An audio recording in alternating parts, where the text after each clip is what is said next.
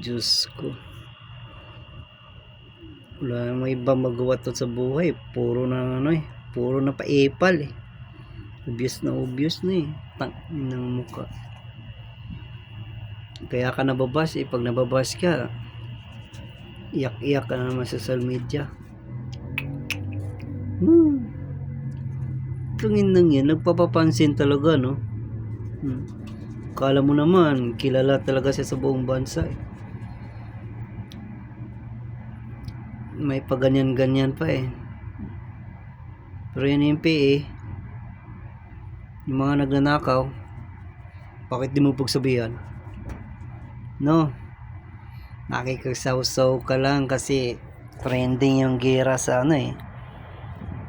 Sa Middle East, nakisawsaw ka lang eh. Pasikat ka boy.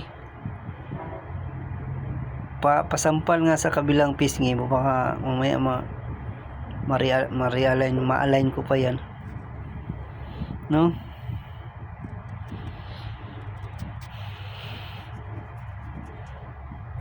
Yung amo mo doon, pagsabihan mo, wala mo ibang ginawa eh. Sabi lang magtago, huwag magastos. Tag-inang yan. Nung klaseng utak yung amo mo. Parehas kayo ng utak. Utak talangka. Ano mo, paipal talaga. Nakakaasar, no?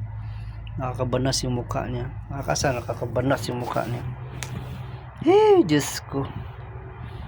Anong nangyari sa Pilipinas? Bakit may ganitong pa? Sa Kongreso, no? Naupo pa talaga, no?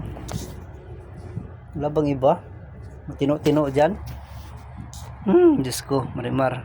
I hate drugs.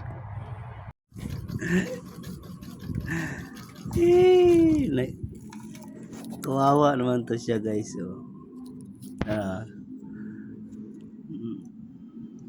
Maawa kay sarili niyo kasi itutuloy ko talaga ang pagsampa sa inyo ng kasong bullying kapag di nyo kami titigilan.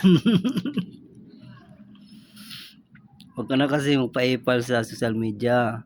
Huwag ka mag-interview, huwag ka magpo-post para hindi ka mababash, mabubuli. Kasalanan mo yan lahat.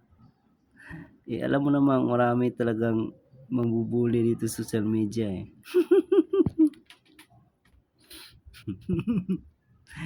Stress ka na siguro ate, no? Ayan.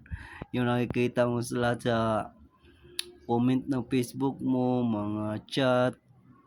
Kapag scroll mo, yung mga mukha mo parati nakikita. Kaya ayan. Ayan. Ayan. Yan, rapat sa'yo, babash ka. Babash ka talaga kasi di ba? Tingnan mo. Hindi ko na lang sasabihin. Sasabi ko lang sa'yo, tigilan mo na mag-Facebook. I-delete mo na Facebook mo para hindi ka na mabash. Hindi ka na mabully. Tagam. My gosh, I hate drug.